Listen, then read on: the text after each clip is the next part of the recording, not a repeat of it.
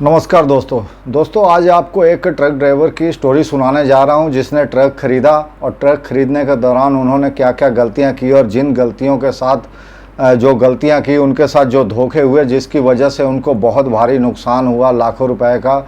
और चैन सुकून तो उनका ख़राब हुआ ही है, लाखों रुपए का दोस्तों नुकसान हुआ, जिन मतलब बर्बादी की कगार पे वो आ गए हैं। सबसे पहले मैं आपको बताऊंगा ये सुनना क्यों, आपको वीडियो पूरा इसलिए सुनना है क्योंकि हो सकता है फ्यूचर में आप ऐसी गलती कर सकते हैं जिससे आप सावधान रहें।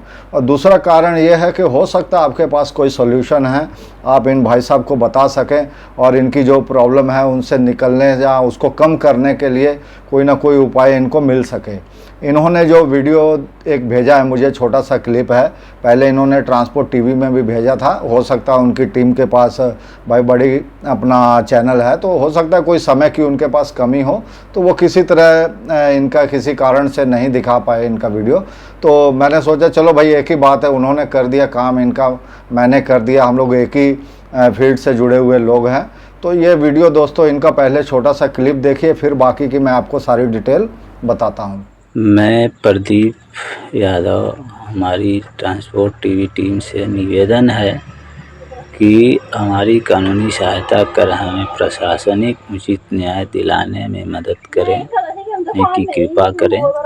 मैं एक जालसाज गैंग के द्वारा ट्रक बेचने के नाम पर 12 लाख रुपए ठगा गया हूं। हमने इस विषय पर थाने में कंप्लेन भी दर्ज कराए पर कोई न्याय नहीं मिला। अब मैं कोर्ट का चक्कर लगा कर थक सा गया हूँ। यहाँ पर भी हमें सिर्फ तारीख ही मिल रहे हैं। मैं पूरी तरह से फाइनेंशियल क्राइसिस से जूझ रहा हूँ। घर ज़मीन बिक रहे हैं। मैं बहुत मानसिक प्रताड़ना का शिकार हो गया एवं हमारे बच्चे, बीवी, माता पिता भी इस बड़ी राशि की भरपाई की चिंता में डूबा हुआ है। अतः मनिंदर सिंह जी से हमारी निवेदन है कि हमारा मार्गदर्शन करें एवं उचित न्याय दिलाने में मदद करें। तो दोस्तों इनका नाम है प्रदीप यादव, ये झारखंड के रहने वाले हैं।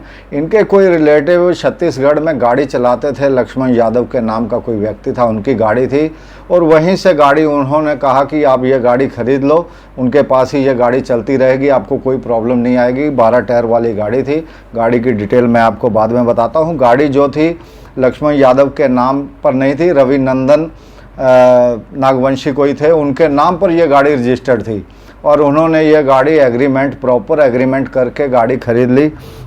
तो दोस्तों गाड़ी का जो नंबर है वो मैं आपको बताता हूँ, CG15AC9941। और इनका जो 12 टायर वाली गाड़ी था, इनका जो सौदा तय हुआ था 13,14,000 रुपये में, जिसमें से कुछ पैसे 4,91,000 रुपये फाइनेंस का अभी लोन का बाकी था। श्री राम फाइनेंस से ये गाड़ी फाइनेंस दी, पहले इन्होंने वो पैसे दे दिए। उसके बाद 17/1/2023, 17 जनवरी की ये बात है, तब इनका एग्रीमेंट हुआ था, उस दिन इन्होंने पैसे दे दिए और बाकी के जो पैसे थे 7,95,000 रुपये वो 18/1/2023 को इन्होंने दे दिए।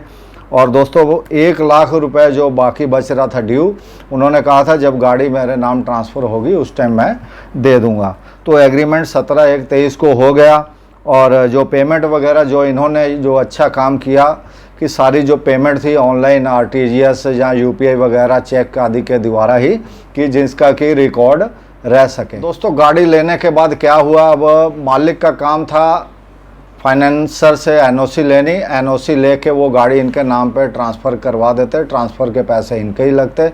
लेकिन उन्होंने NOC देने में बहुत सारी आनाकानी की। मुझे लगता है उन्होंने फाइनेंस कंपनी को पैसे जमा नहीं किए थे और कहीं यूज़ कर लिए, ये कारण हो सकता है। तो उन्होंने NOC देने में लेट करते गए दोस्तों, बहुत ज़्यादा लेट कर दी और इन्होंने बहुत तरह से उनको कांटेक्ट करने की कोशिश की। कभी वो कॉल नहीं उठाते थे, ये व्हाट्सएप वगैरह मैसेज भी करते थे, कई बार मैसेज करते थे, तब उनका एक आध रिप्लाई आता था कि आपका काम हो जाएगा। उसके बाद दोस्तों इनका काम नहीं हुआ। जून 2023 में वो गाड़ी एक्सीडेंट हो गई। एक्सीडेंट भी बहुत ज़्यादा भयानक हुआ। जब एक्सीडेंट गाड़ी पहुंची गैरेज में तो लगभग 8 लाख के करीब एस्टिमेट जो पूरे रिपेयर का जो था गैरेज वाले ने उनको वर्कशॉप वाले ने दिया। तो अब बात आ गई इंश्योरेंस पे। इंश्योरेंस गाड़ी उनके नाम पर रजिस्टर्ड थी, इंश्योरेंस भी उनको ही लेके देनी थी।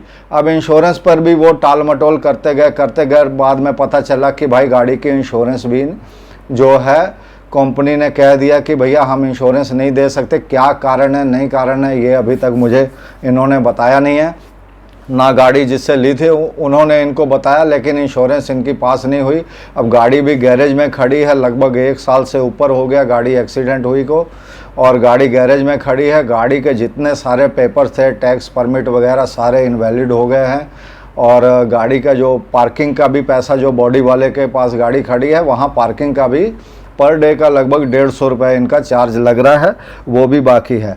फिर इन्होंने क्या किया, जब देखा कि अब कोई बात नहीं बन रही, इंश्योरेंस भी नहीं मिली, मेरे सारे पैसे भी लगभग 12.5 लाख रुपए उनको दे भी दिए इन्होंने। उसके बाद एनओसी भी नहीं मिली, गाड़ी नाम भी ट्रांसफ़र नहीं हुई, क्योंकि एनओसी नहीं मिलेगी तो गाड़ी का जो है नाम ट्रांसफ़र नहीं होगा। उसके बाद ये पुलिस स्टेशन गए दोस्तों। पुलिस स्टेशन गए, इन्होंने जाके 26 फरवरी 2024 को पुलिस में रिपोर्ट लिखाई। उसके बाद पुलिस वालों ने इनको सलाह दी कि आप कोर्ट जाइए, ये मामला आपका कोर्ट में जाके ही सेटल्ड होगा। तो एग्रीमेंट पेपर वगैरह सब कुछ था। ये कोर्ट पहुँचे दोस्तों। कोर्ट पहुँचने के बाद इनके जो मालिक थे उन्होंने व्हाट्सएप पर इनको, आपको फरवरी महीने के लास्ट में इनको एनओसी है व्हाट्सएप की, 24 फरवरी 2024 को इनको एनओसी मिली। तो दोस्तों अब सोचिए, अब इतने पैसे इन्होंने एक साथ दे दिए, अभी एनओसी इनको मिली है, अब गाड़ी का नाम ट्रांसफ़र भी नहीं हो सकता क्योंकि गाड़ी एक्सीडेंट हो चुकी है। क्योंकि अगर आरटीओ गाड़ी मंगवाता है वेरिफिकेशन के लिए तो गाड़ी तो जा नहीं सकती आरटीओ के पास, और गाड़ी इस हालात में नहीं है। अब गाड़ी को बनाने में कम से कम उनको ऑन रोड करने में 6 से 7 लाख रुपए, अगर वो कंजूसी करके भी वर्कशॉप वाले से कंजूसी करके भी काम करवाते हैं तो पेपर वगैरह वैलिड करके सब कुछ करके इनके 6 से 7 लाख रुपए फिर खर्च हो जाएंगे। 30,000 रुपये पहले ये इंटरेस्ट दे रहे थे, क्योंकि 6 लाख रुपया इन्होंने, जब गाड़ी इनके नाम पे फाइनेंस नहीं हुई, ये भी एक चक्कर था कि गाड़ी इनके नाम पे फाइनेंस नहीं हुई, क्योंकि अगर ये उसी समय गाड़ी लेते, गाड़ी डायरेक्ट फाइनेंसर से इनके नाम पे फाइनेंस हो जाती। इनका कोई ट्रैक नहीं था, इनका कोई क्रेडिट हिस्ट्री नहीं थी, इसलिए गाड़ी इनके नाम पे फाइनेंस नहीं हुई। आजकल गारंटर भी मांगते हैं फाइनेंस कंपनी वाले, तो गाड़ी इनके नाम पे फाइनेंस नहीं हुई। इन्होंने मार्केट से किसी से जैसे ब्याजी पैसे उठा के गाड़ी वाले को दिए, 6,30,000 रुपये जिसका इंटरेस्ट ये भरते थे। अब भाई जिन्होंने पैसे दिए वो तो मांगेंगे ही, उनको क्या मतलब है कि आपने कहाँ पैसे लगा दिए, गंवा दिए, ठीक है, गिरा दिए, जो भी है। तो इन्होंने फिर कोई इनके पास पुराना डंपर था उसको बेचा, इधर उधर अपनी एफडी वगैरह थी, जो भी एलआईसी वगैरह करवाते थे, सबको इन्होंने तोड़वा के सारे पैसे जितने हो सकते थे अधिक से अधिक उनको रिटर्न किए। लेकिन अभी भी पैसे बहुत से बाकी हैं। अब गाड़ी गैरेज में पड़ी है, 6-7 लाख रुपये गाड़ी के ऊपर लगेगा। अगर गाड़ी ये बनवा भी लेते हैं तो उसके बाद अब तब तक ये जो एनओसी जो है ये वैलिड नहीं रह जाएगी। खैर एनओसी तो दोबारा निकल जाएगी, क्योंकि इसका 3 या 6 महीने का टाइम होता है, उसके अंदर अंदर आपको इसका हाइपोथिएशन कैंसिल कराना। मान लीजिए ये करवा भी लेते हैं, उसके बाद भी सामने वाला अगर गाड़ी इनके नाम पर ट्रांसफ़र नहीं कराता है तो भी बहुत बड़ी प्रॉब्लम है। लेकिन सबसे बड़ा इशू ये है कि अब वो 11-12 लाख रुपए उस गाड़ी की मार्केट वैल्यू है। अगर ये गाड़ी ऑन रोड करते तो 7 लाख में इनकी गाड़ी ऑन रोड होगी, तो 3 लाख रुपए तो स्क्रैप में मिल जाएंगे। आज की डेट में गाड़ी 7, 3, 10, 1-1.5 लाख रुपए के लिए इनको अब सारा चक्कर करना पड़ेगा। मेरी तो यही सलाह थी कि एनओसी आपको मिल चुकी है, जो पैसे आपके डूबने थे वो डूब चुके, जो कोर्ट में आपका केस चल रहा है, कोर्ट में आप वो केस जारी रखिए। उसके बाद में आप इस गाड़ी को किसी स्क्रैप वाले को बेच दीजिए, और जो भी मार्केट के आपने पैसे लिए सबसे पहले उनको चुकता करिए। मेरे हिसाब से तो यही काम इनको करना चाहिए। तो दोस्तों आपके पास कोई एडवाइस है इनको देने के लिए, कोई रास्ता आपके हिसाब से कोई है तो आप कमेंट बॉक्स में ज़रूर लिखिएगा। तो ये आपने देखा इन्होंने कितनी गलतियाँ की। एक तो रिलेटिव के कहने पर किसी से गाड़ी ले ली, और गाड़ी की सारी पेमेंट इन्होंने एडवांस में 2-3 दिन के अंदर ही कर दी। 13 लाख रुपए में से सिर्फ 1 लाख रुपए ड्यू रखा। तो आप सोचिए कितनी बड़ी गलती है। बहुत से लोग इसमें कहेंगे कि आप ही कहते हो कि पुरानी गाड़ी आप लीजिए, तो पुरानी गाड़ी में ये सब रिस्क होते हैं। मैं कहता हूँ, जब भी मैं कहता हूँ पुरानी गाड़ी लीजिए तो बहुत सोच समझ के इसमें रिस्क होता है। लेकिन आप ये भी तो सोचिए, जिस आदमी को 13 लाख रुपए गाड़ी का फाइनेंस नहीं हुआ, 13 में इनको 10-12 लाख ही फाइनेंस करवाना था, जब 10 लाख रुपए फाइनेंस नहीं हुआ तो 35 लाख रुपए कोई फाइनेंस कंपनी इनको कैसे फाइनेंस कर देती। तो ये एक कारण है। तो दोस्तों, ऐसे ही हमको दूसरे की गलतियों से सीखना चाहिए।